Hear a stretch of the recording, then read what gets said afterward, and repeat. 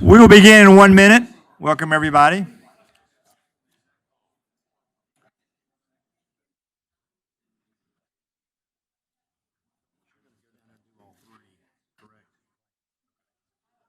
I'll go down. I'm going to go down there.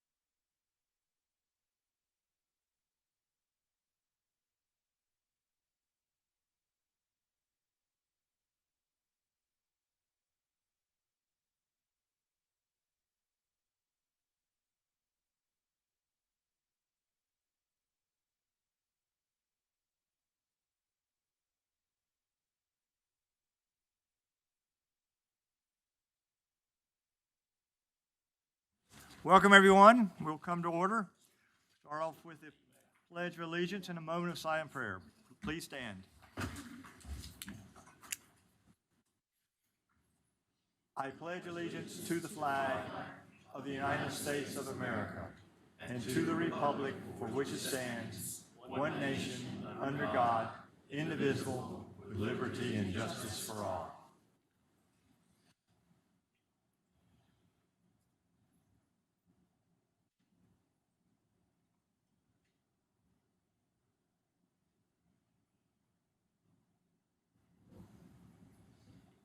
Thank you.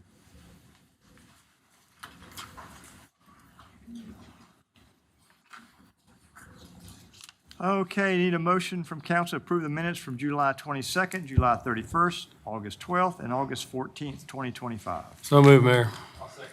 Got a motion and a second, ready to vote. All in favor, raise your hand. Thank you.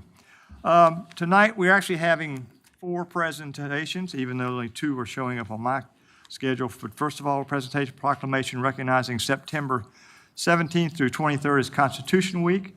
Number 2, dealing with our International Festival. And number 3, National Hispanic, followed by the Joe Atwater Corps Continuous Core Values Award. So if I could ask Ms. Crawford to come forward, and I'll meet you down here.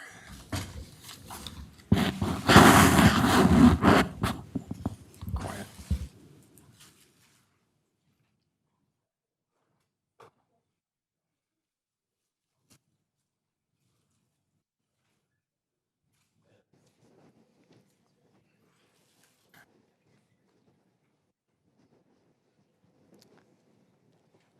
I have one right here.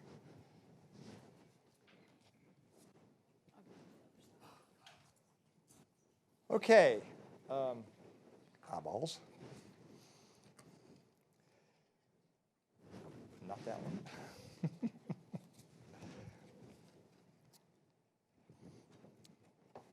First of all, before I read the proclamation, if you could tell us a little bit about how this happens and the importance of this to all of us. Okay. September 17th through the 23rd is Constitution Week.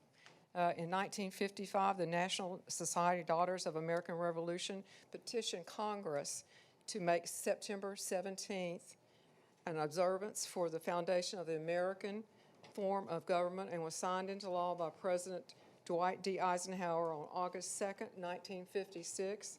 The commitment of Daughters of the American Revolution, which Lori and I are both members, is to encourage study and educate the public about the Constitution, which was adopted by American Congress on September 17th, 1787. And I'd like to present copies of our Constitution to members of the City Council and staff. Thank you very much, and I'll make sure this gets distributed. So if I could, for the record, I'm going to go ahead and read the proclamation. Whereas the Constitution of the United States of America, the guardian of the liberties, embodies the principles of limited government and republic dedicated to rules of law. Whereas September 17, 2024, Actually, where's 2025? That's right. There we go. Marked the 238th anniversary of the framing of the Constitution of the United States of America by the Constitutional Convention. Whereas it's fitting and proper to accord official recognition to this magnificent document and its memorable anniversary, and to the patriotic celebrations which we'll celebrate it with, whereas the public law generate 915 guarantees. Public Law 1915 guarantees the issuing the proclamation each year by the President of the United States of America, designating September 17th through 23rd as Constitutional Week. Now, therefore, I, William C. Dush, Mayor of the City of Concord, do hereby proclaim the week of September 17th, September 23, 2025 as Constitution Week, and ask our citizens to reaffirm the ideals of the framers of the Constitution had in 1787 by vigilantly protecting the freedoms guaranteed to us through this guardian of liberties. I just want everybody to take a moment to think about what's being said here and how we as a society need to be living up to this. So, Also, I want to say that next year will be our 250th anniversary of our country. So be prepared for lots of parades, celebrations, and read your Constitution. okay. Thank you. Now, if we could stand here together and we'll. Oh, you gonna speak? Ooh. Just don't want it in the picture. Right.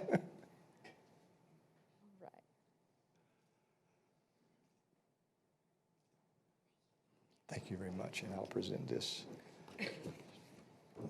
to you officially.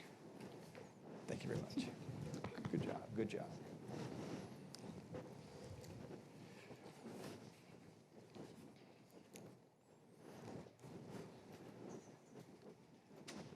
If you could come forward. Thank you. Welcome. How are you doing? Good to see you again. Okay, so Sandra, tell us a little bit about what's going to be happening in this great town, downtown, in about 2 weeks. Absolutely. So on September 27th from 12 to 6, we have a great show. We have about 19 food trucks on Market. We have about 60 arts and crafts vendors on Union Street. We have a live show of 6 hours. Everything is free unless you buy something. Obviously, you have to pay for it. But the show is free. We have all kinds of drinks. It's going to be amazing. Our artists are coming from the Pacific Islands, South America, Cambodia, Scotland, Ireland, many countries. We have about 65 to 70 artists represented on the stage. So it's going to be amazing. I promise you, if you go, you will have lots of fun. Very good. You hold that for a second. And you want to introduce your And partner? Natalie is the person that organizes the festival with me. Very good. Anything for us? Hi. No, we're just going to have tons of fun, as Sandra mentioned it. But we also going to have more than 70 countries representative that day. So please make sure, because we're going to have cultural booths.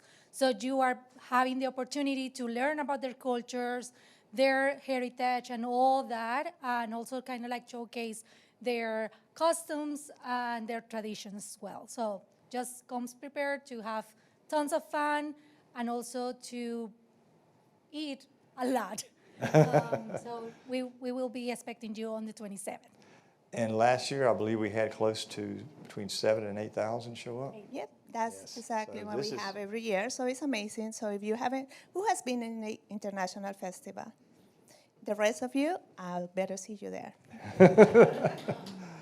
Okay, let me, for the record, go ahead and read the proclamation.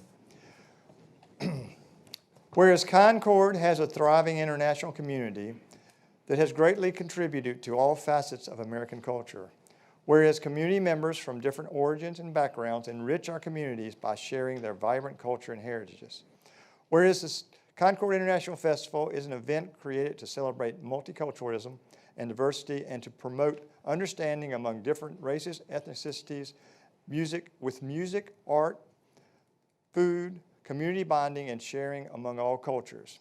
Whereas this will be the 5th year for the Concord International Festival and will be celebrated by El Puente Hispano, and the City of Concord plan to host such a spirited, elevating endeavor every year.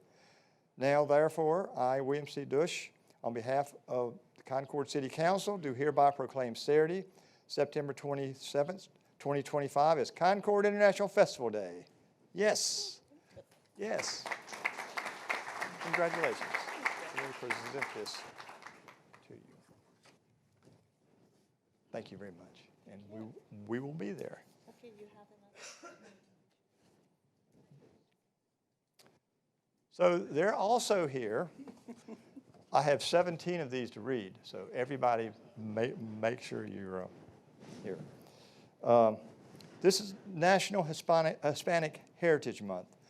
Whereas National Hispanic Heritage Month is an occasion to commemorate the countless contributions of Hispanic people that enrich American life, whereas this year's theme is Collective Heritage, honoring the past, inspiring the future, highlights the significance of honoring a rich cultural tradition that defines Hispanic identity, while also celebrating the innovation, creativity, and potential future generations.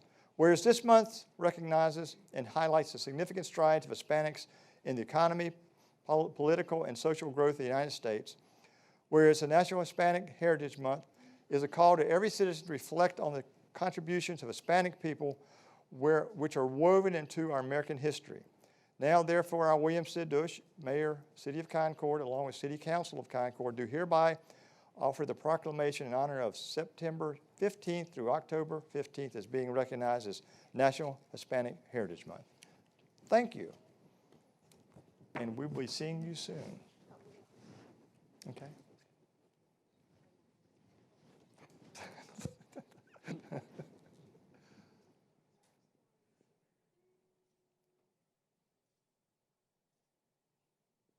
Thank you very much. And I am going to pass it over.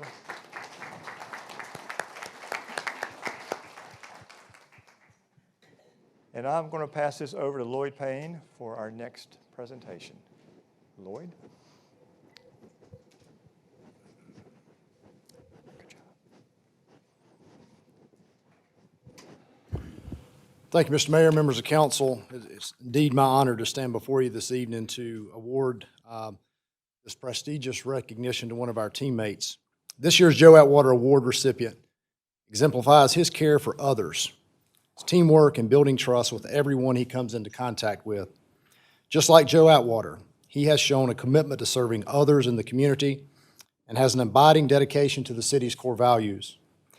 He demonstrates a deep commitment to community health and safety through his dedicated service and empathetic leadership style. Managing a team of 6, he extends his mentorship to city employees beyond his department, fostering professional growth and development.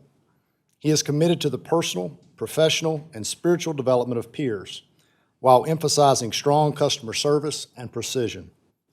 His leadership approach balances accountability with compassion, creating an environment that promotes personal and professional growth.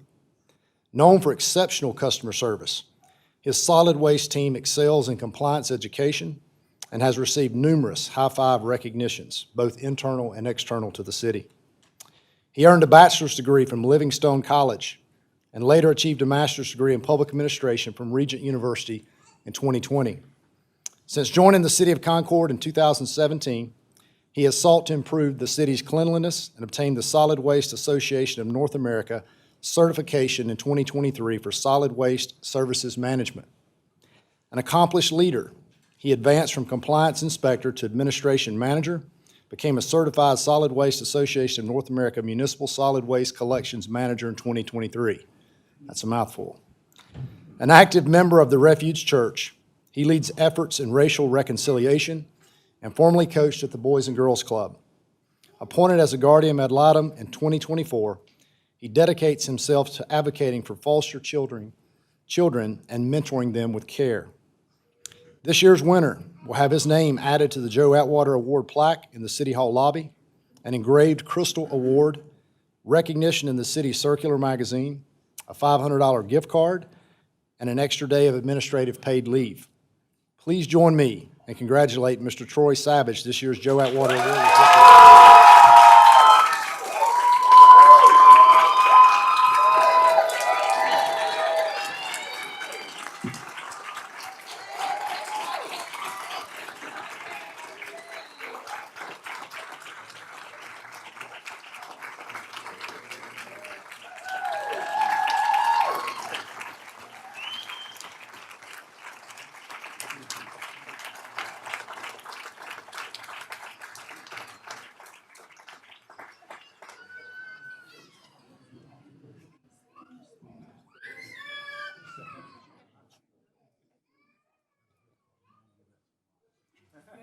recipient.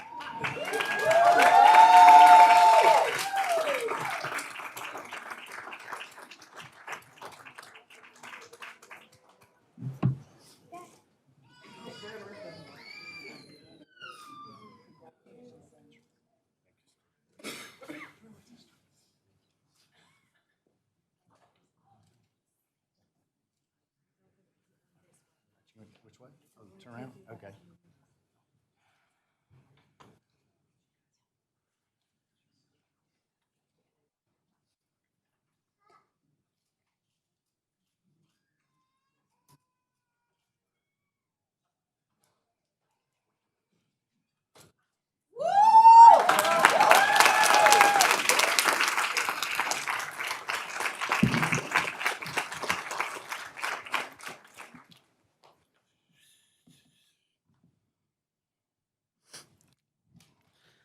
I thought I was coming to give a presentation on recycling.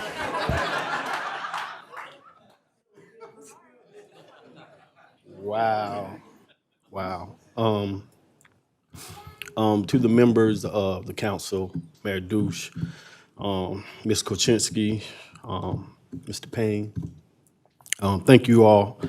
To my department head, Robin Barn, my manager, Greg Holt. Wow, thank you.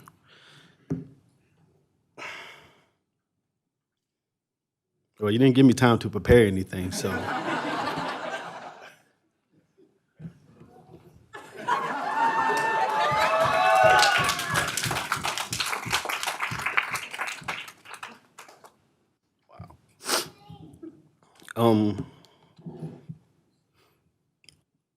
I don't get up in the morning to win an award.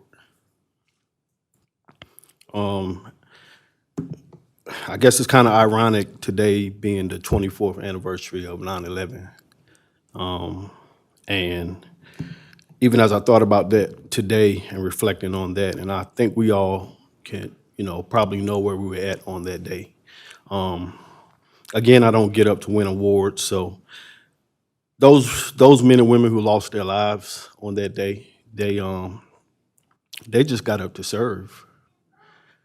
They got up to serve their community, not knowing that they wouldn't see their loved ones again.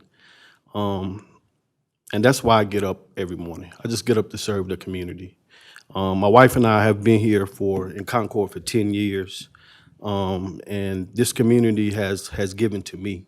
So the things that they read about of the Boys and Girls Club and being a guardian and lighting, these are actually organizations that serve me first. And I felt that it was only right for me to join those organizations and give back. So I still don't do it for awards.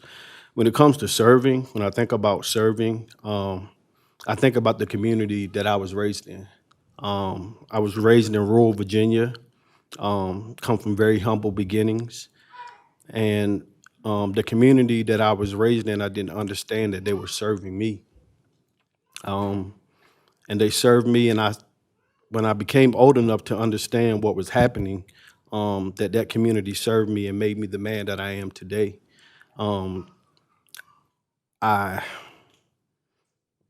It's better to ask for forgiveness than permission, but I asked God that if I ever got an opportunity to give back, that's what I would do. My father is a retired Pentecostal pastor. I didn't understand until later on in life Jennifer, when he used to stand up and before he finished all of his sermons, he said, "You can't serve God without serving humanity." And I never understood what that meant until I got older. So that's why I do what I do every day for my team, for our department. I want to please God. So I'm thankful to have this award tonight. I'll wrap it up by saying that I stand on the shoulders of some great men who showed me the way, who were an example, as I just said, my father, serving his family first, teaching me how to serve my family, serving his God, his church, his community. Those are things that I want to continue to follow in his footsteps and do. One of my trusted friends and mentors, Dr. Michael Figures. I don't know, I talked to him on yesterday, but I just told him how much he meant to me. He probably called me because he knew that I was going to be up here tonight. But I've taken so much from him. This next person, I hope he doesn't get upset. But Mr. LaDerrick Blackburn.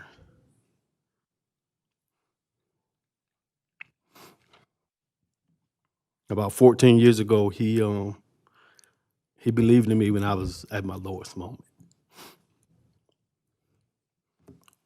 When I was in a very, a very dark place.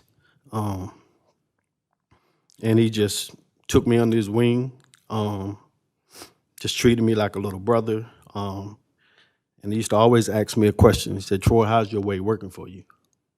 And my way wasn't working. But he showed me the way, and thank you. So I turn around tonight, I see my fit family over here. My Breakfast Club crew, 5:30 in the morning. So I guess this means we don't have to work out in the morning, Milton. But I try to get us out, AB, but I guess it didn't work. Wow, so much of my family's back here. My small group that my wife and I lead, my brothers and sisters. My pastor, the Refuge Church, means so much to me.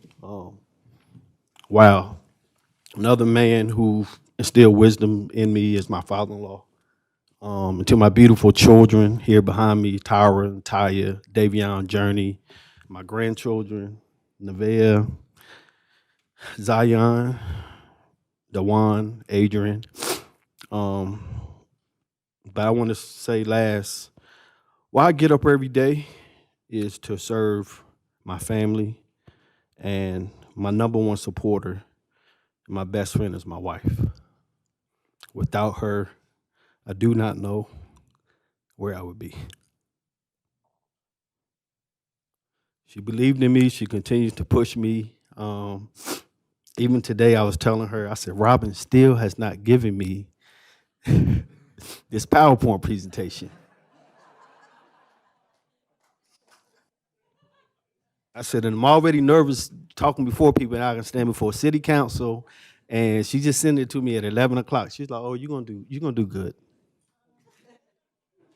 So, but thank you, love. I love you so much, Robin and Greg. Thank you for allowing me to serve you, serve the department, and I just hope I can continue in my efforts as we just try to continue to make the citizens of Concord proud. And I'll say last, my life verse, and I just want to encourage everybody in the room, all of us who are in public works. Our work gets challenging, it's tiring. But Colossians 3:23 is my life verse. It says, "Do everything willingly as if you're doing it unto the Lord and not into man." And if we keep that in front of us, I think we'll continue to grow this beautiful community that we have. So let's just continue to be the community that can be an example to the surrounding communities, to this state, and to this nation. Let's continue to love on each other. Thank you.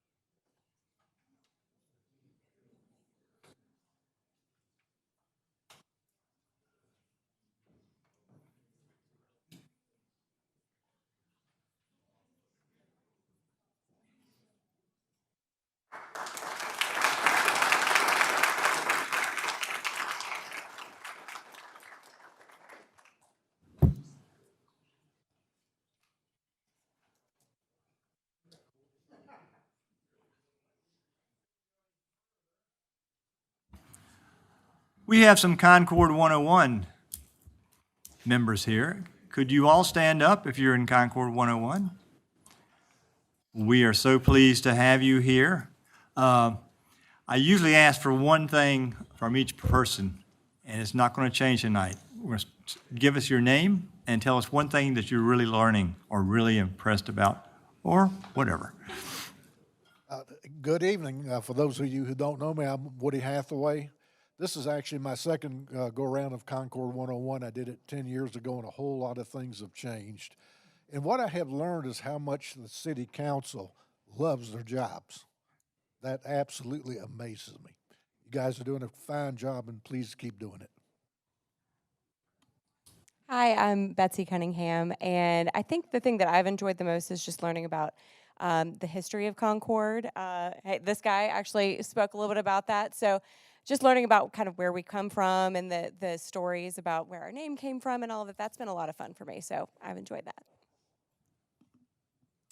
My name's Wendy Miller, and I'm doing 101 because the mayor twisted my arm and said I need to do it. But I have enjoyed it. I missed a couple of meetings because I was in 101 and I was on vacation.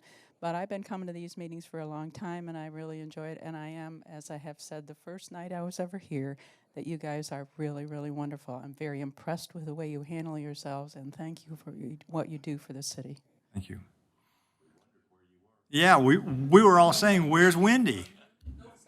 Hi, my name is Joe Salerno, and the one thing I learned at Concord 101 is how much I enjoy addressing a large group of folks. I'm Michelle Salerno, lived in Concord for 19 years now, and we have learned there are things we have not seen yet. So we're anxious to go exploring again. I'm Mary Ellen Ritzman Brady. I grew up in Concord, left for 55 years, and I'm back, and this has been absolutely amazing. I never dreamed Concord could go from 18,000 people to 118,000 or whatever it is, and it's just, I'm so pleased to be home. Well, we're both glad to be here. I'm actually a Rowan County lad. My name is Ron Brady, and we are enjoying our return to Concord, and we are impressed with the quality of the employees here and the fantastic job that everyone is doing to make this town greater. Thank you. My name is Carson Reed, and the thing I love most about Concord 1 is just seeing how cohesive the city can be to actually accomplish things, and just learning about the great people that take care of the city.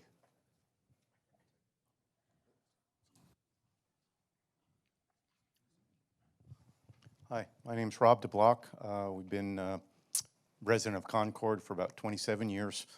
Retired about 2 years ago, and my wife said Concord 101 would be fun to do. So we're doing it, and I am just amazed at what it takes to run a city. And we're finding out everything. It's great. I'm Joy Marie DeBlock, and I've been a resident of Concord for about 22 years. And what's really struck me so far in the 5 or 6 weeks we've been doing this is how all the city employees we've met really do seem to love their jobs, and I think that says a lot about the city. Hi there, I'm Denise Brannon. I'm a native of Davidson County, but we moved here 2 years ago to a 55-plus active community off of Eva. It's great, we love it. And the thing that I really liked about Concord 101 was hearing about the parks, and I made my husband take me to Dorton Park just so I could see it, and it's beautiful. I just love your parks. I'm Gary Brannon, husband.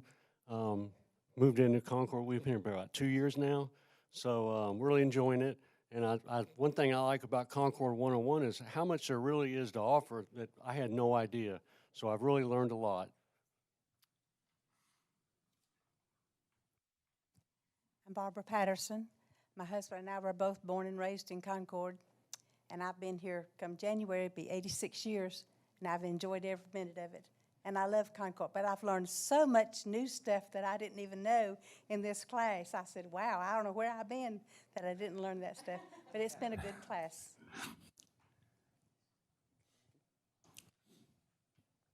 My name is Nichelle Fitch. I have been a resident of Concord for 8 years. I am absolutely fascinated with Concord 101. My favorite part of it has been the presentation by the finance manager. I love numbers. But a second runner-up was Parks and Recreation. That was absolutely incredible. And I am a matriarch of my family, so there are a lot of generations under me. And so I've been sharing and spreading the word about Concord.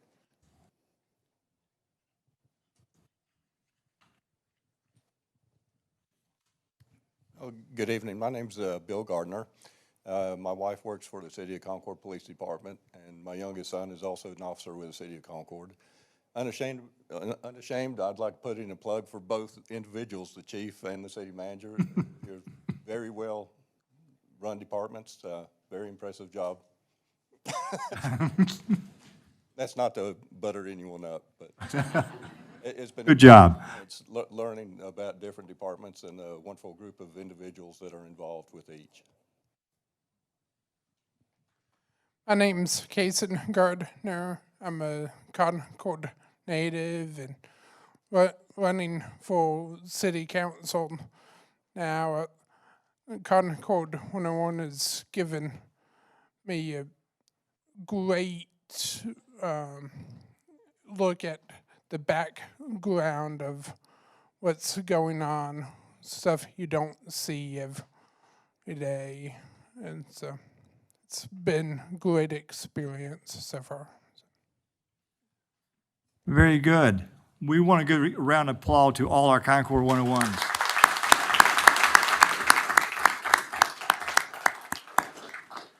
And Wendy, I guess we'll see you again soon, huh? 2 weeks. 2 weeks, yes. Thank you all. We move on now. I want to make one comment. Today at Fire Station 8, we had a remembrance of September 11th. It's our 24th year of doing this, as we all know. And it's quite emotional to see all our team get together, and chief and fire chief and everyone being there. It is something we cannot forget. It's something that we have to keep in mind. As it gets further away, it's up to us to make sure that gets passed down to our citizens as to what happened that day and why it's so important that we never let it happen again. So I'll move on now. We're going to move to departmental reports, Parks and Recreation bond update. Thank you, Mr. Mayor. Call on Jay to come forward to give the monthly report to council on our general obligation park bonds. Okay. Good evening, Mayor, members of council, Ms. Koczynski, Mr. Payne, Ms. Deason. I'm happy to give the September update for our bond projects. I'm going to start with this first slide. This is the financial update slide that we always have at the beginning. The only change since the last month is an increase in our investment earnings, which equated to a little bit over $139,000 from last month. Going on to our two completed bond projects, as you've seen and as we've discussed the last few months, our two so far we've completed are Dorton Park and the Academy Gibson McGinnis Aquatic Center. One point I just wanted to add to these two is we did track all of our attendance for the pool this year versus last year, and we saw a little over 2,100 people more this year than last year. I do think part of that is due to the renovation, as well as just more awareness is out there of the pool being where it is and that we have a pool. Even though we still do hear from people that didn't know we have a pool. We heard it this week actually from Concord 101. So hopefully with the continued bond projects, we'll see more awareness to what we have and the improvements that we've made. Moving on to projects under construction. The first one we have tonight is Marvin Caldwell Park. Still construction underway. We have included additional water lines and gas lines since our previous meeting, and we continue to see everything be on schedule. We also have the renovations for the bathroom and tennis courts are currently under renovation. And like I said, still on schedule for summer of 2026. Our other project that is currently under construction is J.E. Jim Ramser Park. A lot of improvements have happened since we had our groundbreaking out there. As you can see from the images here, a lot of it has been just the clearing and the overall demo and grading continues to take place. We anticipate continue to have our anticipated summer 2027 for our opening of that property. Then in addition, we have our grand opening or groundbreaking coming up soon for our Academy Gibson Athletic Fields, which is scheduled for October 6th. We have our pre-construction meeting scheduled next week, and we'll have invitations coming out next week for the groundbreaking, so everyone is aware of that on the 6th at 2 p.m. So looking forward to the next projects. Our next project that we're going to bring to bidding will be David Phillips Park, and this project is currently still under review for Excella, but we're hoping to bid in October. And then the completed projects that are still in design include our Academy Gibson Skate Park, Pump Track, and Sculpture Garden. We really continue the permitting for this project. NCDEQ documents were submitted on September 5th. We're anticipating a final design coming this winter with bidding in the spring of 2026. After that is Hartselle Park. We had our prefab restroom contract be approved last month. That has been ordered and is scheduled to be on site in 12 weeks. The overall plan continues to be developed. Our NCDEQ permit was approved in June. We'll have more progress on this, and we plan to not take this to bid until we open up the athletic field so that we continue to have athletic fields open at all times. So once we finish the Academy Gibson Fields, then we'll plan to bid this project next summer. Next up is the Poplar Tent Trailhead. This project is being designed in-house, and we continue to work with engineering on the layout and the connections for this property. And then Wilson Street Park is also being internally designed, and as we make progress internally with different conceptual designs in different areas of this, we'll bring that to you and plan on bidding in the spring of 2027. And then finally, the last two projects that we'll have would be the WW Flow Park as well as the Academy Recreation Center, which we begin to hope to have design planning in the spring of 26 for Flow, as well as the Recreation Center will begin design in fiscal year 27. Timeline has really stayed the same since last month, but we'll continue to update you on any changes that happens to the timeline as we make progress in every property. And I'd be happy to answer any questions. Thank you. Any question from council? Thank you for keeping us updated. All right.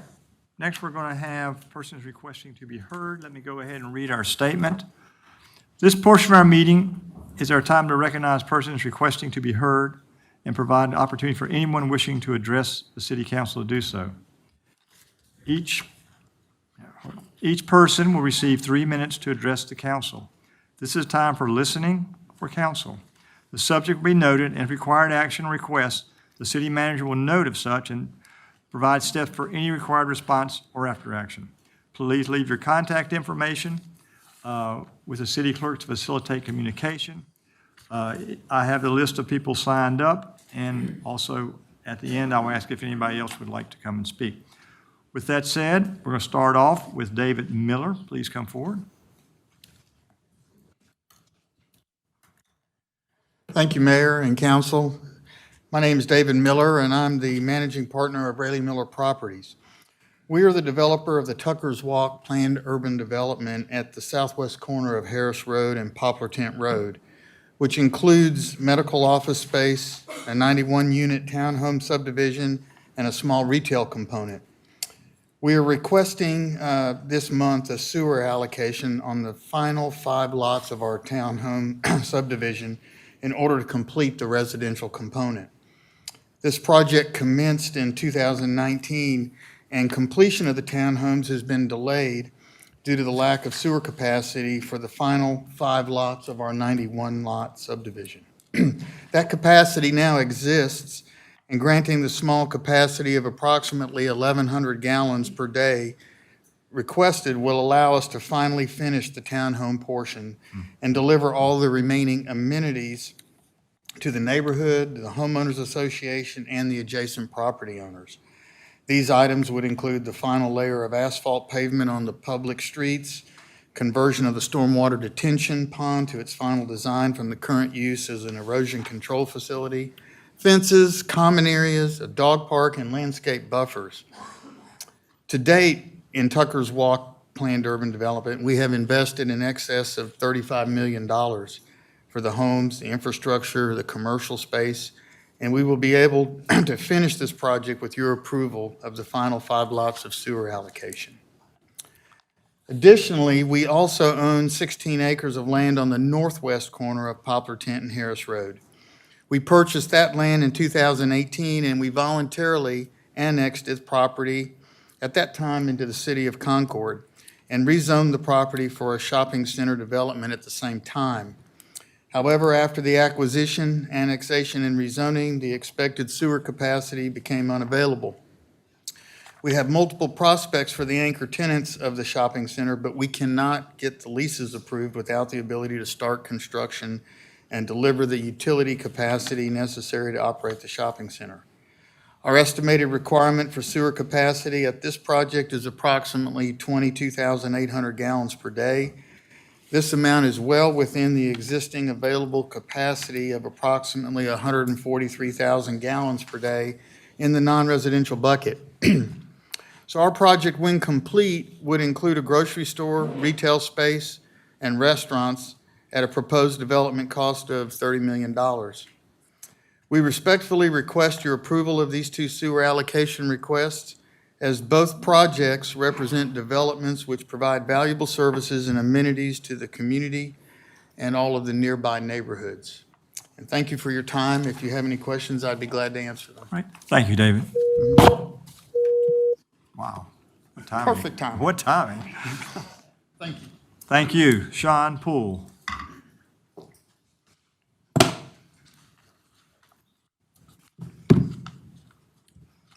How are you doing? Thank you, Mayor, Council, for having me today. I always appreciate the opportunity to speak among elected officials who serve the communities. It's your servant leadership that allows our communities to progress towards their future. I'm here to talk about sewer application on page 241. I'm with Sheets Incorporated. We're a family-owned and operated organization expanding throughout North Carolina. We currently have 800 stores, and 2 weeks ago, we celebrated our 800th location in Raleigh, North Carolina. So deep roots here in the state, and there's 130 locations within North Carolina today. Why that's important is the name on the canopy represents not only the Sheets family, but also 24,000 employees who make our business what it is today. We operate and partner in community, we operate and partnered in communities within North Carolina for over 20 years. It's where I grew up. I grew up just outside of Fayetteville. It's where I live today. I live in Alamance County. And it's my role with the family to help grow our locations throughout the state. For the community impact, each store represents a capital investment of about $8.5 to $9 million. It brings employees with best-in-class pay and benefits. We try to employ 25 to 30 employees per location, with about 50% of those being full-time with benefits. What is unique for us compared to a lot of communities we operate is, as a retailer, we also give back. So we partner in two foundations that you're pretty familiar with. That's Make-A-Wish and Special Olympics. And we have two other foundations, which are Feeding America and Sheets for the Kids. Feeding America is one of our newer partnerships as we look to control waste. So before it ever goes to the landfills, we try to get it back to the community where it can be used before it's ever at a point that it's not good. Sheets for the Kids is an employee-run charity supporting, in every community that we operate, 16 children in that community that may have any reason that their situation is unfortunate, not ideal, and that we can give them a holiday season through vetted community programs. Our people before profit philosophy has earned us recognition as one of Forbes' best places to work in retail for the last 12 years. And this year we ranked number 2 in the nation. So I'm here today to just introduce who we are. It's not always an opportunity that we get to come in before we ever have a store. But also to highlight the importance of where our application is in the process. We understand that you get a lot of applications in the deck. And I lost that time. Well, you lost your time, but do you want to give some of your time? There's 3 of you signed up for this project. Yeah, I'll give some. Okay. Yeah, I'll give. Is that all right? I've got like 30 Is that seconds. okay? We got three of them here. So, we're You okay? Okay. Yes, go ahead. Oh, good? All right. So, we understand that it's an important decision for you to make on sewer allocation while it's a resource that you're trying to grow your community wisely. Our employees are from the community. Travis Sheets will say that. He's our president and CEO. We're in our 3rd generation of family. Sheets that's on the canopy is their last name. We don't franchise, we run them all. And Travis would say, we provide careers built on respect, purpose, and caring for others. And that's caring for the people that work for us, and that's caring for the communities that we serve. So I want to thank you for your time and consideration. I believe you've received packets. Bill may have passed them out. But I'm here to answer any questions. I know this maybe is not the forum, but happy to answer via phone call, email, for any questions you may have. Thank you. Thank you. So Bill and David, you're splitting up the last of the time. Bill, pronounce your last name again. Mitchner, Bill Mitchner. Mitchner, Yeah. okay.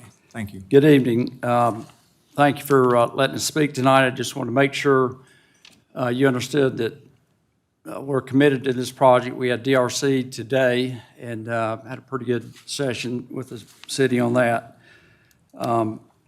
I just want to let you know I've worked with Sheets for many years on projects from Virginia to Carolinas. I found the Sheets family to be of the highest integrity and builds a high-quality project. This Sheets adds a convenience factor to the community in an area that would benefit from this addition. This project will increase the tax base, provide jobs during a period of challenging job growth, and Sheets will be committed to the community long-term and is a family-owned business who will reinvest over time. We look forward to assisting Sheets as they look to grow in the community. And just wanted to introduce ourselves and, over the next months as we work on this project, open to any questions or comments. Thank you. Thank you. And David Niekamp. My name is David Niekamp. I reside in Concord in Laurel Park. I'm about a half mile as a crow flies to the site. I've lived in Laurel Park for 23 years, in Concord 28 years. I am a local commercial real estate broker and developer. And just wanted to have a few comments about the Sheets site. I do represent the landowner, and I did want to update you on one item. You may have gotten an email from Bill Mitchner regarding the city of Concord needed an easement through the back of the property. And talking to Sheets, they said they would work around this city of Concord easement. And I have a few hats on tonight, but being a local, being a representing the land seller, and I'm also the HOA president of Laurel Park. And what is nice about this easement, and I just found out it was executed this week, is that it's going to eliminate a pump station in Laurel Park. And that pump station is accessed via a residential street in between two houses. And so big trucks come in and they sometimes don't, make it fully on the pavement. But we're, as the HOA, we're happy to see that pump station is eliminated. And then as far as service, as Sheetz will be a good service to our community and our neighborhood, is we don't have a lot of restaurants in the area. And I know Sheetz is not fine dining, but they do have inside seating and a much broader array of breakfast, lunch, and dinner items than, let's say, a Quick Trip. Some of you may be familiar with Quick Trip here in Concord. So I'm excited about that because I do hear a lot of our residents say, we need more dining options. A couple other things is that I should note, just being in the development background, their sewer application was for 3,800 gallons per day, but they have 800 stores, and they can tell you that it's only 2,500 gallons a day. So even though the application's asking for 3,800, it's only 2,500. I also had the benefit of driving up to one of their newer stores up in Salisbury, and it's four-sided brick, as you can see on the elevations. They spend $8-9 million on a site, and so they're here for the long term. And so, as a resident of the community, that excites us. And instead of trying to fit, 2 or 3 buildings on that 4-acre site, most likely, I believe, that's going to be the only building on the site is planned at this time. So we're happy to see Sheetz come to our community. Thank you. Thank you, David. Moving on, Zach Shue.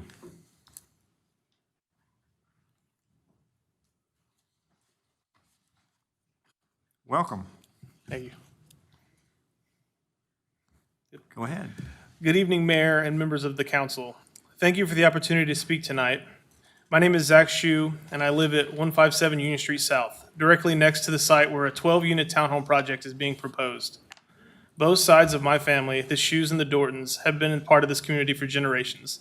In fact, my grandfather, James L. Dorton, proudly served on this very council for 26 years. He always told me that the purpose of local government is to protect the character and well-being of the people who live here. That's why I'm here tonight, to honor that legacy and to ask you to stand with the residents who will be most impacted by this project. I am strongly opposed to this development, and I would like to explain why. For these buildings are proposed to be far too tall for the neighborhood at 38.5 feet. They would look directly into my backyard and into my home. Privacy is not just a luxury, but is also what makes a house a home. Second, it does not fit the historic character of our community. Concord's historic district was built and has been since maintained with care and intention. It has charm, it has history, it has a sense of place that you cannot rebuild once it is lost. Yet this project would require tearing down an historic early 20th century home to make way for a dense, oversized development that's not progress. Third, 12 units crammed into less than an acre is too much. The project would not only permanently alter the feel of our neighborhood, overwhelm the streetscape, and tower over existing homes and businesses, it also forces the townhomes to be built alarmingly close, about 20 feet from the north wall of my house. And what makes it even harder to understand is that there's no actual need for these townhomes. Just one block down the road, we already have empty apartments sitting vacant. If those are not filled, why do we need to build more? Beyond that, we know the consequences: more noise, more congestion, more traffic, and a very real risk of declining property values for the families who have already invested their lives here. This is not just about one project. It is about the kind of community that we, Concord, want to be. Do we want to protect the neighborhoods that make this city special? Do we want to respect the people who have lived here, raised families here, and contribute to the fabric of this place for generations? Or do we want to allow projects that chip away at all of that, piece by piece, until it's gone? I urge you to think about the long term. Once this project is completed, it cannot be undone. The privacy lost, the character altered, the peace disrupted, those are gone forever.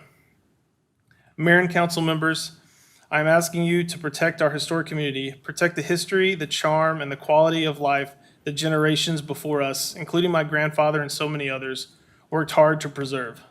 Please do not approve this project. Our community deserves better. Thank you. Thank you very much. Randall Bozard.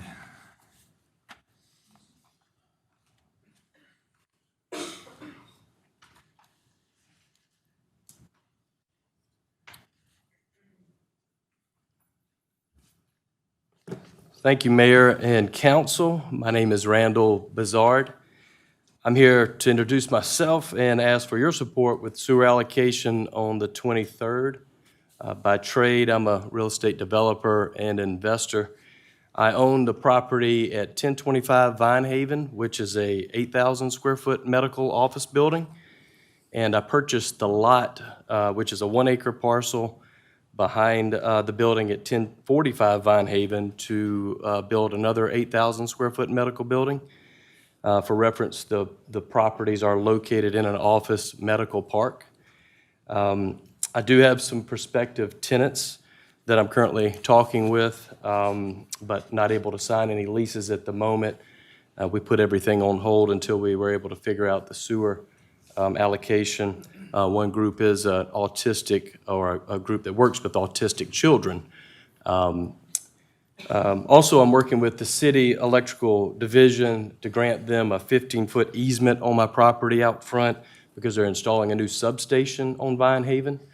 For reference, again, this is where the new Chick-fil-A is planned to go off of Copperfield and 85. So that area, like I said, is under some development right now. Civil engineering plans, I have those about 90% complete. But again, we decided to pause everything until we understood the sewer. With that said, I'm asking your support. Thank you very much. Thank you very much. Deborah Spear.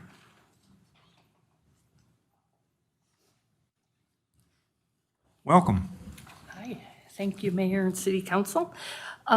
First, Deborah Spear, I own Mercantile and Market. First, I want to say what an amazing job the road crew has done on Market Street. Those guys are like ninjas. It was so quick, I couldn't believe it. So I just want to come and give you guys an update, and I'm going to do this every month since we've had to take our sign down off of Union. Last month, we were down 76% in sales. This month, we're only 72%. Woo! Still, that's terrible. The city is busy worrying about a few signs, like Market 94, for example, puts their sign down on Market Street. What you need to be worried about is the dumpsters that are almost always on the sidewalk, the overflowing dumpsters, all the garbage cans that are on Market Street. Even when it's not garbage day, those garbage cans are always there. There was a lounge chair there for almost 3 weeks. I don't know if anybody noticed it or not. Brown lounge chair. I don't know where it came from. It was there for almost 3 weeks. The passageway, I went up it yesterday. It's full of garbage and broken bottles. I feel like I'm the person that has to keep Market Street and the passageway clean. It's not my responsibility. I don't work for the city. I understand there's a need for beautification. However, MacTabby and I would be more than happy to share one sandwich board and put it at the top of the passageway and take away the stupid one that the city made that no one notices. It is just so blah. We would be willing to do that. The businesses on Church Street, on Union Street, on Spring Street do not need additional signage. They have traffic. We don't have traffic. We're like an alley back there, the way it's treated. Kids skateboarding up and down it all day. It's crazy. I mean, I do understand you can't have everybody with a sign up there, but like I said, not everybody needs a sign up there. It is the people on Market Street. Novi, I don't know if anybody's noticed, Novi has 7 signs. One business, one sign. Novi has 7. Those signs are between Union and Market Street. We were told one sign, and it can only be on one street. They have 7 signs as of today. The Arts Council has 2 sandwich boards and 2 banners. They put those sandwich boards out to Union. I don't understand why the rule is applying to some people and it's not applying to other people. Can we fix it, please? Because what's going to happen is when my lease is up, I'm going to have to move because I can't keep operating at a 72% loss every month. I'm sure next month it'll be better because we're getting close to Christmas, but still, it's a big drop. So that's all. Thank you. Thank you. Richard Smith, welcome.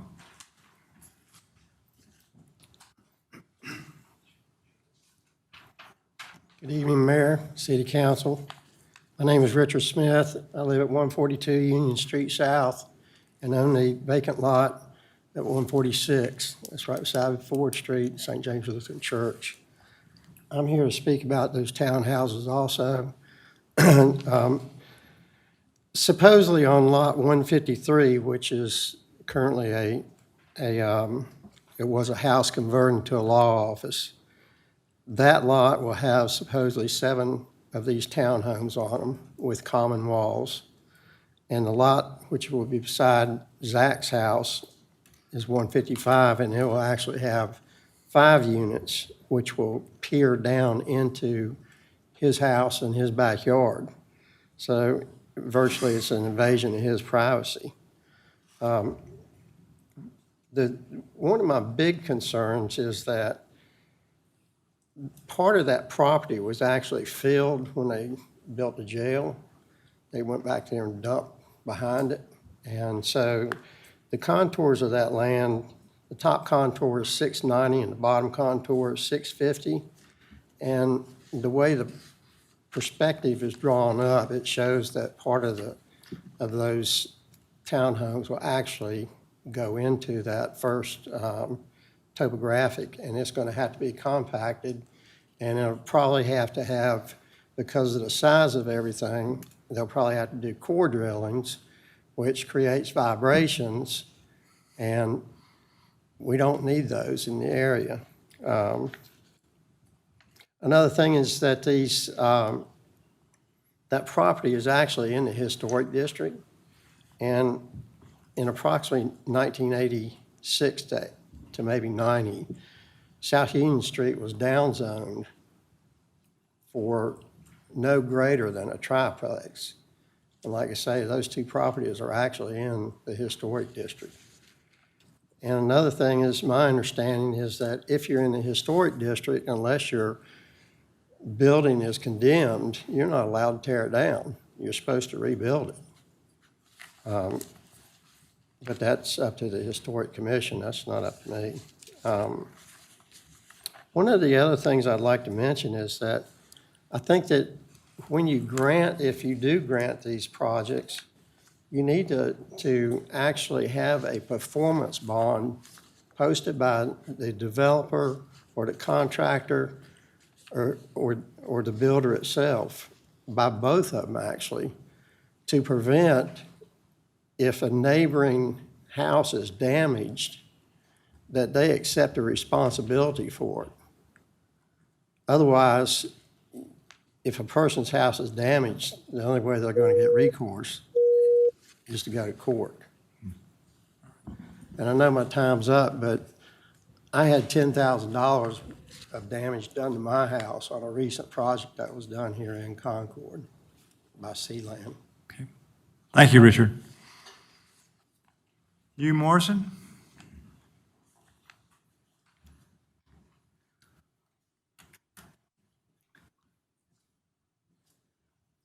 Mr.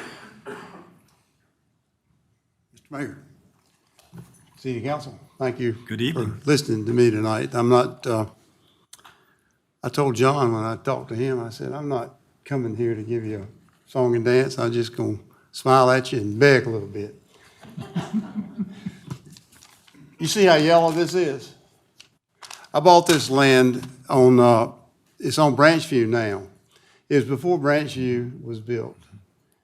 I bought all this land because a stupid lawyer who was my godfather told me the only way I was going to buy enough land to build a house was to buy all this other land.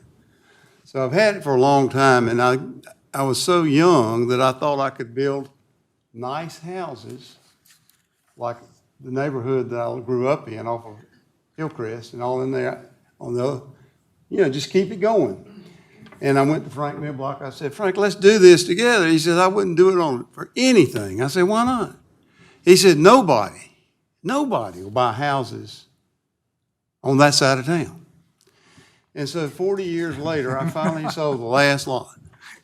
And I had this yellow map here, shows all the lots, and it shows 24 lots on the last section that after all those years I declined to do.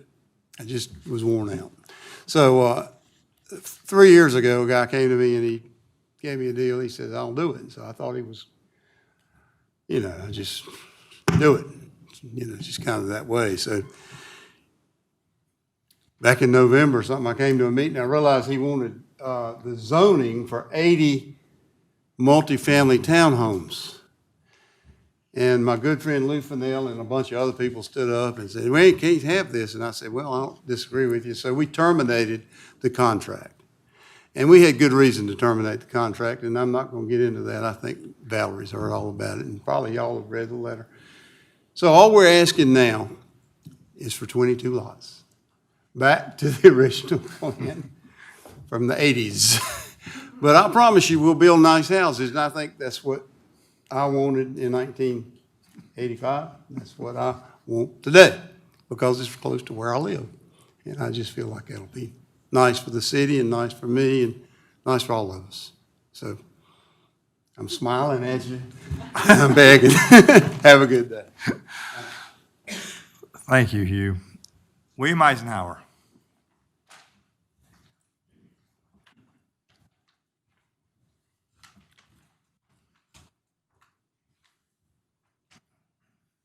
Hello. Welcome, William. Glad to be here.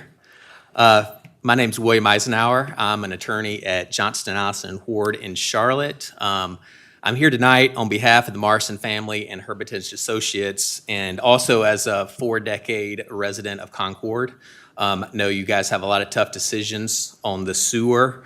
I have lived that, as many of you know. I've lived that right along with you the last couple of years, and you guys have done a very admirable job with our sewer challenges, to put it politely.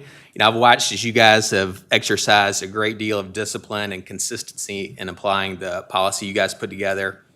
I think you guys have done a great job with that. These are tough decisions.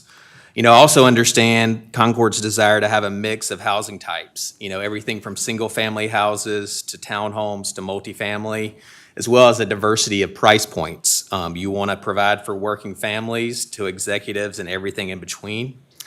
I think that Hugh's project has a very needed product type for Concord.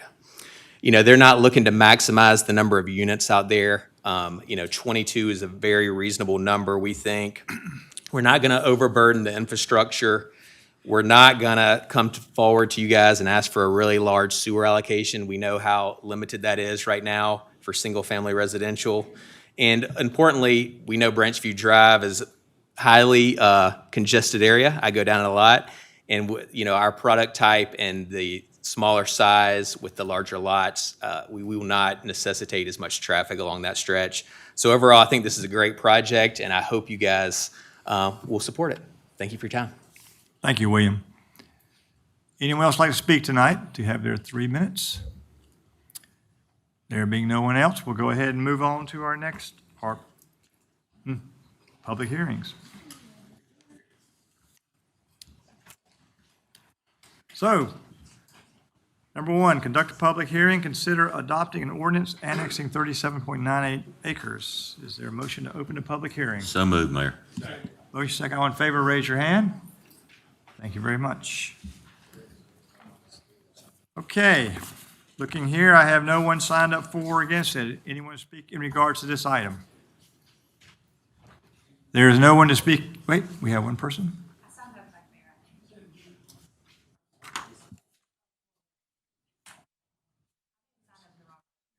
Oh, well, do you want to speak about this item? Yeah, come on up. It's fine. Just give me your name and your address, and I'll put it down. My name's Scott Justice. My address is 10617 Bailey Road, but my brother and I own 1185 Odell School Road. We would like this annexation to move forward, and I'll explain why. We're the fourth generation on this farm, and that's what we call it. We can't farm it like we used to or want to because of everything. It's not economical feasible anymore. And the reason we went with the Epcon group is after a lot of research and asking questions, their style of development and their product they offer fits our little 37 acres perfectly. We think it would be a good fit for the area. We know there's some hurdles to get over, but we're in it with them for the long run. And that's basically, if there's any questions, if not, I'll sit down. Thank you very much. Thank you. Anyone else want to speak in regards to this item?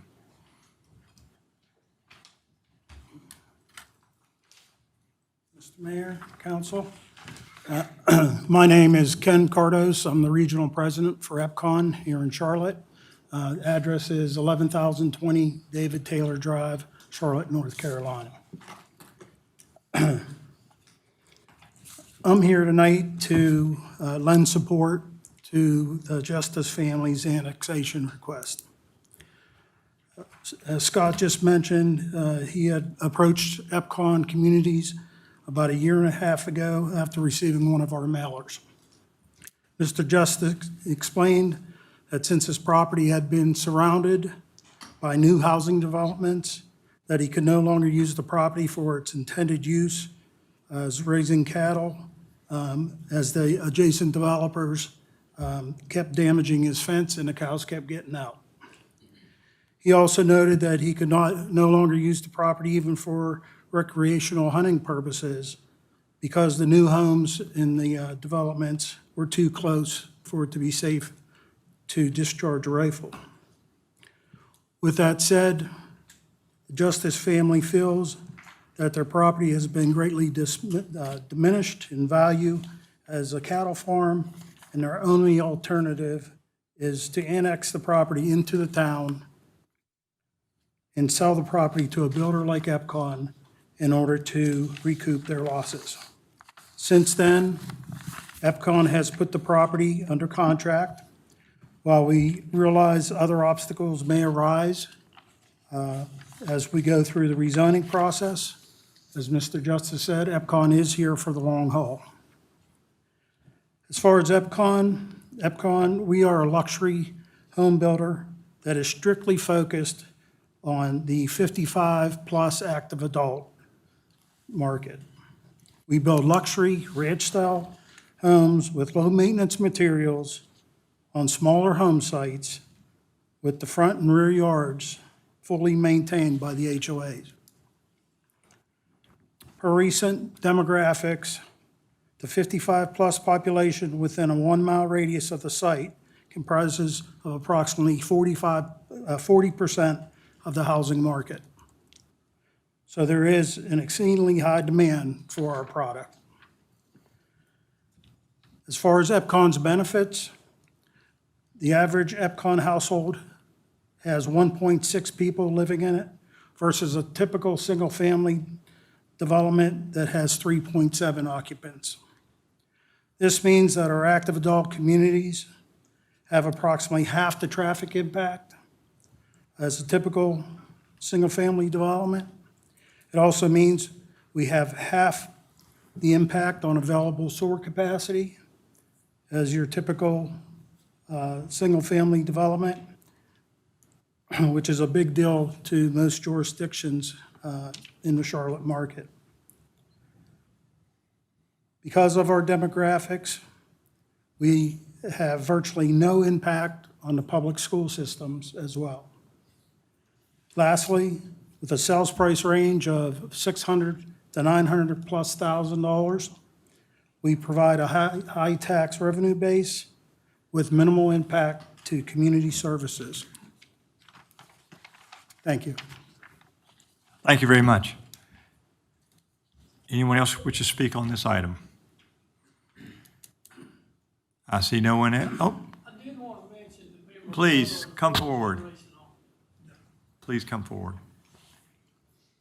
I did want to mention that me and my brother are the fourth generation on it, so we kind of, it was my grandmother's farm, or my great-granddaddy started it.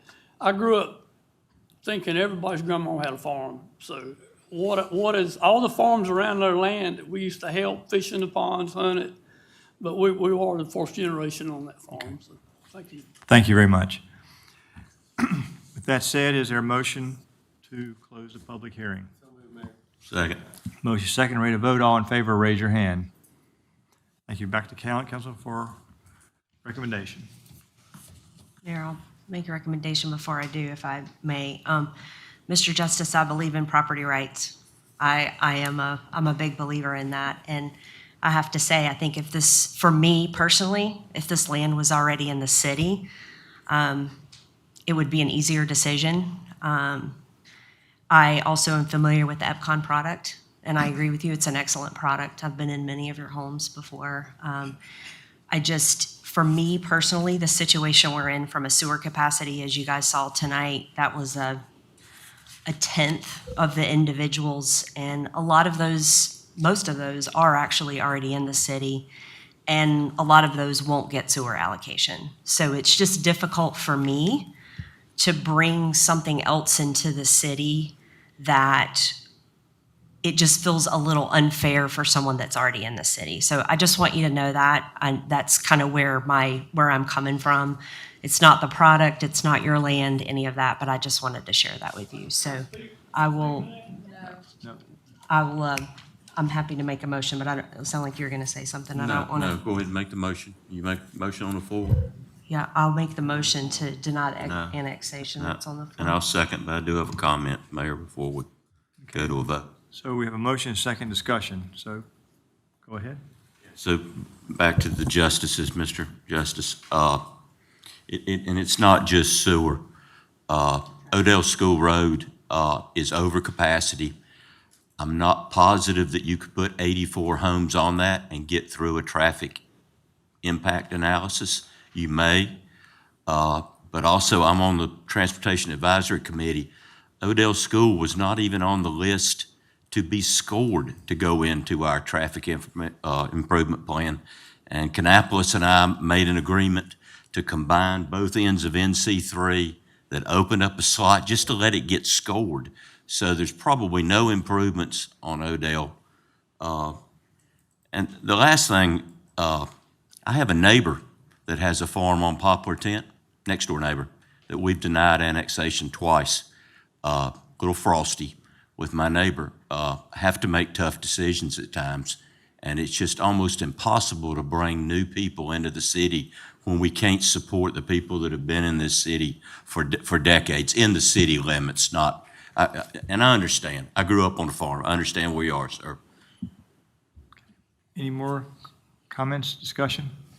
Just comment, and for me, it's more than just the sewer. It's overall services that will need to be provided, to that location. And, there are people who are 55 years and older that have children. So to say that there will be no impact to the school system, I think is an unfair statement. Thank you. Okay, we have a motion and a second. We've had discussion, and the motion is to not approve deny the annexation. Are you ready to vote? All in favor of the motion, raise your hand. All right, it's unanimous. So that's a tough one, but we move on. Item 2, we need to consider adopting an ordinance directing housing code enforcement officer to vacate, close, demolish 245 Bellhaven. Is there a motion to open the public hearing?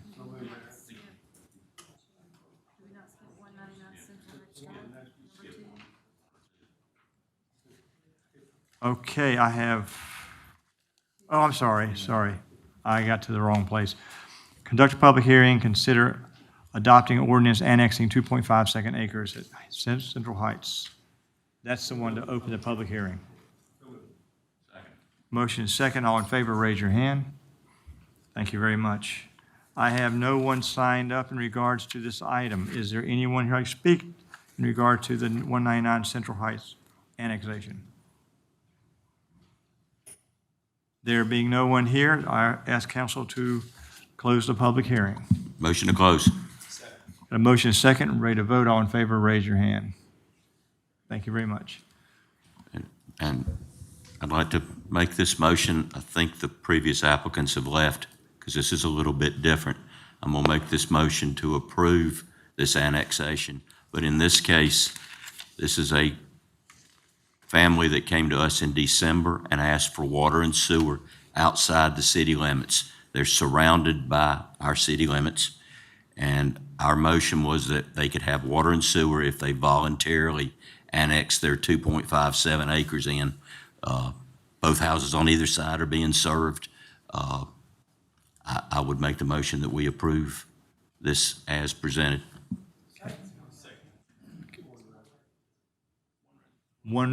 Yes, one house, I'm sorry. Yes, so we One have house. a motion.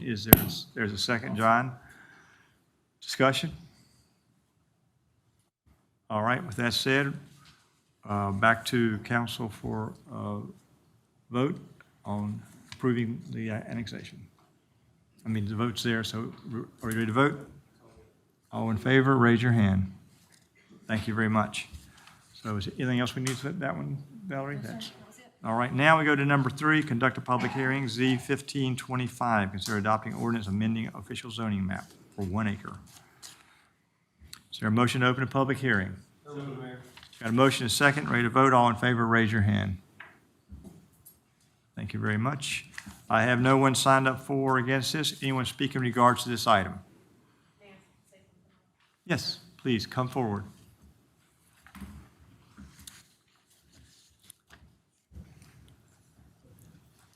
Good evening, council. I'm Carrie Craver. I'm the listing broker for this property on Burridge Road.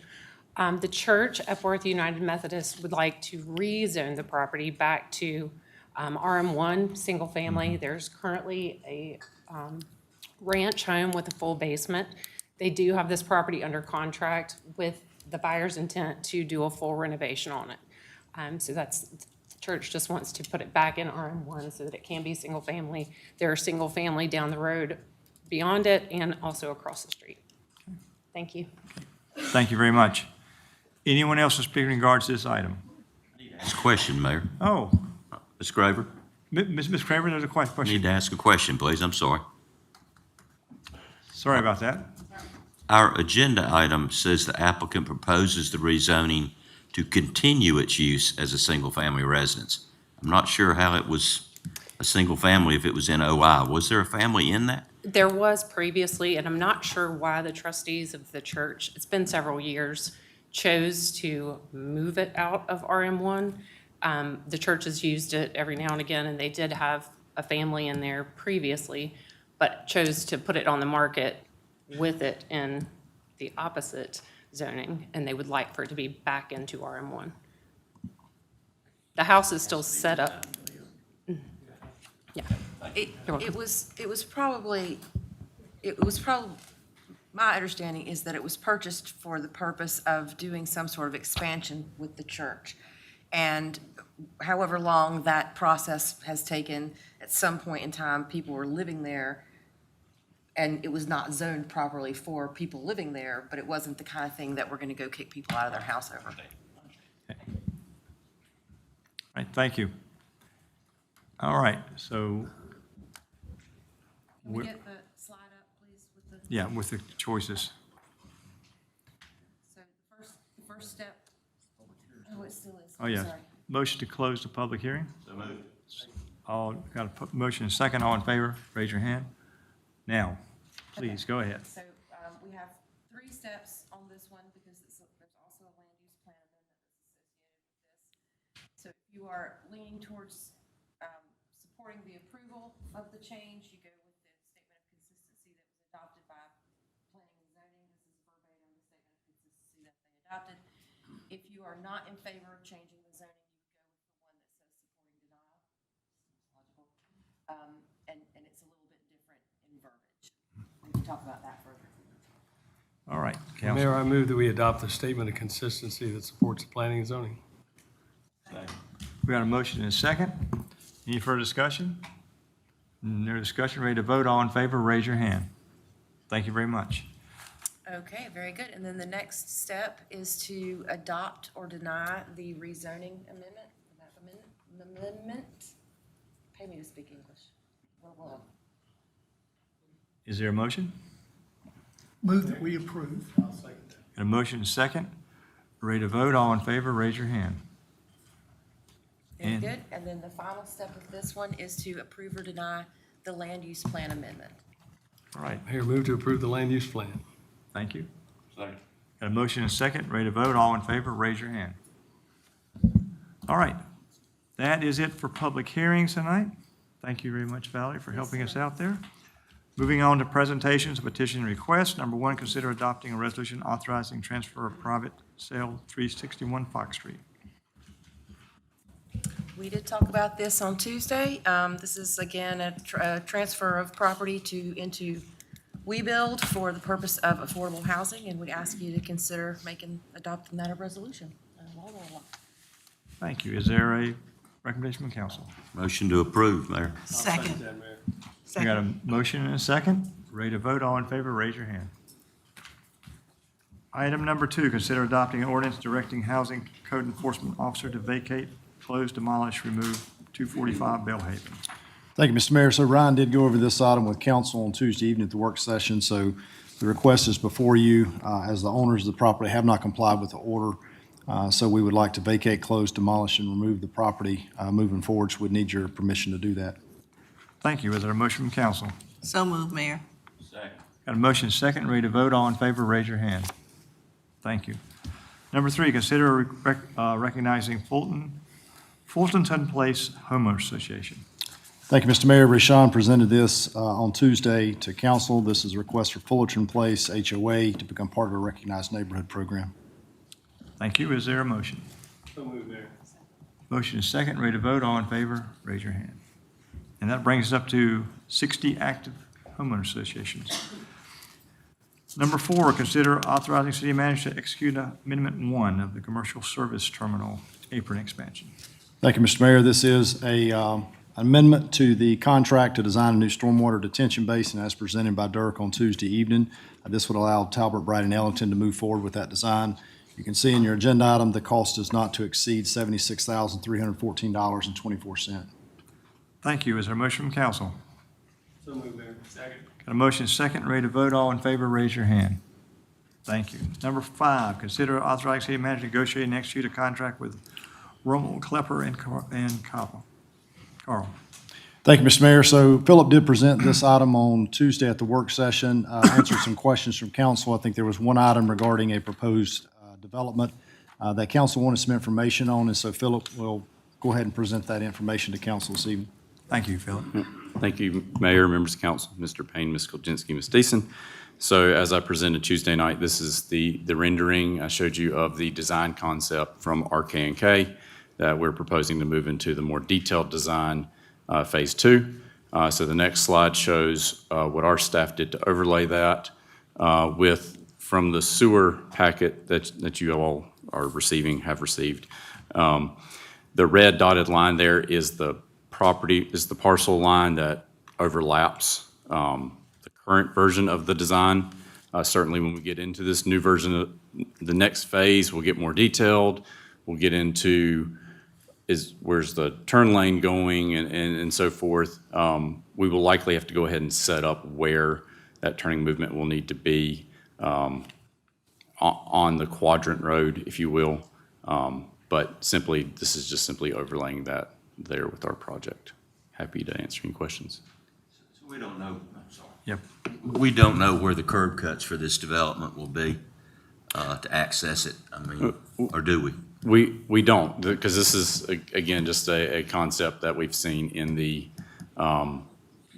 sewer packet. We haven't gone to DRC, we haven't gone to detailed design review. Right. So, but when we get into our design, when we work with DOT, we will look at the site distances of that curve, and we'll look at where we should not have a drive cut for visibility reasons and so forth. So we'll have a lot of those pieces worked out in that process. And you're going to have to take me through the flow on this again. Sure. So if you're coming from, on Harris, from the top of this slide, can't turn left or straight. You have to take a right, take a left, and then if you're going to go back out Poplar Tent, you got to take another left and take a right to get back on Poplar Tent. Tell me again where you were starting at. So top of the slide, you're Top on of the Harris. slide. So And you're trying to go let's see here. left Do I have on a- Poplar Tent. do I have a pen? Can you draw? I Can I draw? Maybe, maybe not. No, you can. Okay. Pick a color that works. Here we go. Okay. Starting here. Yeah. There we go. Okay, that side has full movement. You can make a right turn, you can go straight. There are dual lefts on that particular side. So then we move just straight across the road on Harris Road. So we're now, yeah, you got it. There's just no lefts there. That one can go straight or right. So if you want to make a left, you make that left earlier. It'll be signed appropriately to tell you to go ahead and make that left at intersection, this one. Yeah, drafting is not my best part. So you'll make that left turn there and use the quadrant so that stacking won't inhibit the main intersection there at Poplar and Harris. Coming from the other direction, coming from Poplar Tent west to east, we're here now, yay. That one can make a left and it can go straight, but the right turns would have already slipped right onto the quadrant road to make it south onto Harris Road. So if you're making a right turn, you're coming from Huntersville, coming from NC 73. Yeah, you make your right turn earlier. No, I'm not drawing. This is awesome. Make your right turn earlier. I need more practice. Yeah. Boom, there's John Madden. So, yeah, you'd make that at the first intersection you get to, the quadrant intersection. So straight and left at the intersection. You're going to make a right, you're going to make it before. Right, you'd have the signage coming up to that, letting you know you can go ahead and make that right, so you, again, won't be impeding at that intersection. All right, you got one more direction. One more direction. So the one that I haven't marked, we won't draw this time. No lefts, you would continue straight until you got to the quadrant intersection, that 350-foot storage note that you see there. And then you would make the left onto Quadrant Road and then a right onto Harris Road. So this will completely eliminate the backup at our fire station. If they don't try to turn left. It will make it a lot better. Stops, make it a lot better. And make Can it a you lot back better. up just a little bit too, Philip, of like, so I wrote out there today, there's a flashing light in front of the Yes. fire station, clearly, right? So But does that become a signaled? So this one's kind of expanded out a little bit more. So yeah, that would be incorporated together. It will, the details of that signal still have to be designed, and honestly, I don't know fully how that will look, other than it's going to function as one signal. If it's expanded back, if the stop bar is moved back, all that still needs to be fully ironed out with the design firm. They will have a specific signal consultant under them, signal designer, that'll make the best fit so that fire is not impeded to get out. And that signal, from what I understand, that signal would then coordinate with the main intersection so that they would get that preemption. That intersection's fully signalized? Left? No, it's just a flashing emergency signal right now. So that's what I'm saying. It will be a signal. It will be a And signal. that neighborhood Right. will be able to make a left in? Yes, left out? due to that full signal, they will be able to make a full movement. Yes. That's good.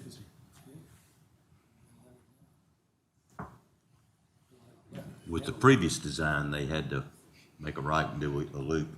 They had to go past the Yeah, intersection and make a loop. the come back. original concept, there was a U-turn bulb just to the east of the fire department, which would have greatly impacted that neighborhood.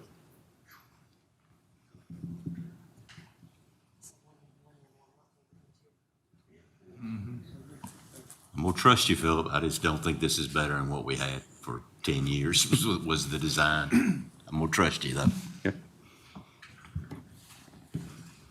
Any more questions? All right. So what is I'm trying to figure out where we stand on this now. So do we, yeah, we need a motion. Yeah. Is there a motion? So moved, Mayor. Second? And a second from Andy? All right. Ready to vote? All in favor, raise your hand. Yep. You got it. All right. Yep. All right. Moving up to number 6, consider entering an agreement to North Carolina Department of Transportation, construct sidewalks TIP project U5956. Thank you, Mr. Mayor. So Philip also discussed this item Tuesday at the work session. This is a proposed agreement with NCDOT for the sidewalks in conjunction with the realignment of Union Cemetery Road when that project is completed. All right. Is there a motion from council? Motion to approve, Mayor. Got a motion second, ready to vote? All in favor, raise your hand. Thank you very much. I have no one that's brought up any of the issues with the consent agenda items. If there are no questions, we'll go ahead and ask for a recommendation to approve the consent agenda.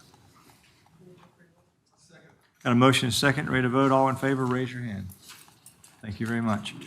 Items not on the agenda, so we'll move on to,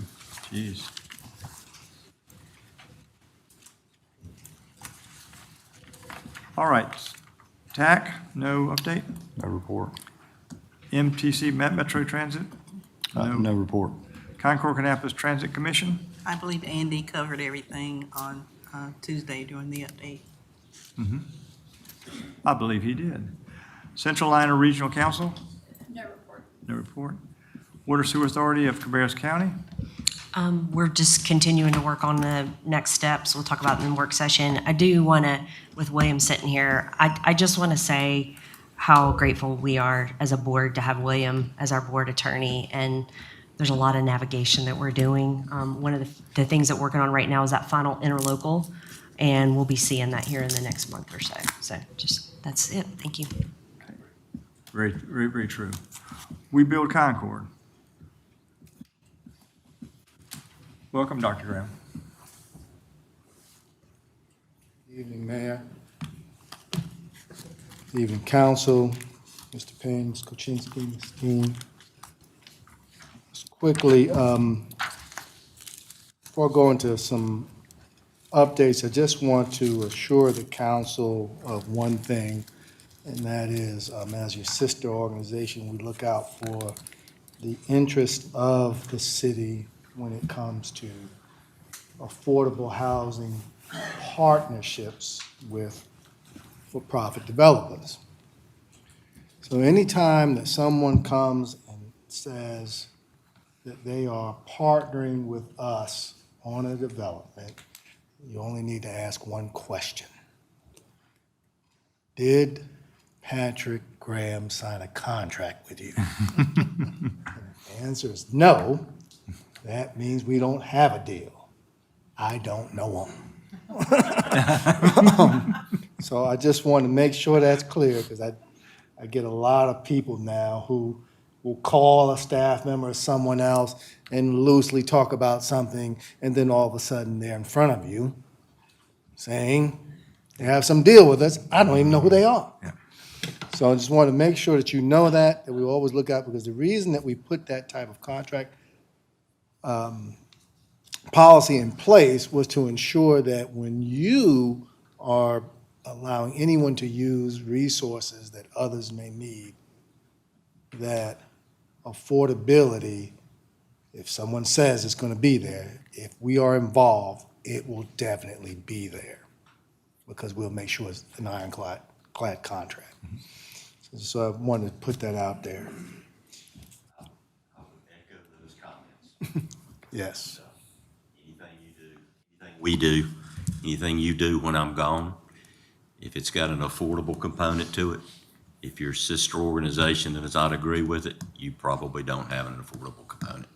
So I would just leave those parting words. Yeah. There are 3 more closings scheduled right now for the Lincoln Street townhomes. 2 of those, we had 2 others that closed actually in July, which now will bring up occupancy to 10, and we have actually 2 more contracts literally on the way. So that is moving probably at a pretty decent pace compared to other townhomes we've seen right now during this time of year in the market. The other thing is that the average down payment assistance for these units, combined with WeBuild, North Carolina Housing Finance Agency, county and city, it's been $103,000 per unit. So you can still see, because of high interest rates, there's a good need still for down payment assistance to get people at that 30% or below of their income for their mortgages. I've been actually very surprised and very happy with Lyle's construction on the Kerr Street project. That is moving very quickly. If any of you are ever interested in going out there to that site, you can see how quickly there's actually walls going up, everything else. And we anticipate a completion of March to April. So that is moving fairly quickly now at this point. We've approved the layout and elevations for a Corbin Cottage Homes project. Those 11 units, and you'll be receiving some other documents. The city will be receiving some soon concerning that. Met with them this morning. And this year, we anticipate the development and completion of 10 single-family homes. This includes homes off of Malvern. We met with 12 to 15 members of the Logan community at the Malvern site, and they came up with great suggestions. They liked the idea of having single-family homes there. And one of the very unique recommendations they made was because the current building there is obviously this very old nursing home. They wanted to see if we could save some of the brick and create a sort of monument right near the homes that will allow people to know historically what was there. And I thought it was a great idea, and so we are going to proceed with that as part of that development. Pending additional sewer approval, there's 8 more townhomes in an 80-unit development that will begin sometimes in this fiscal year in the 28027 zip code off of Weddington Road, and we will see how that goes.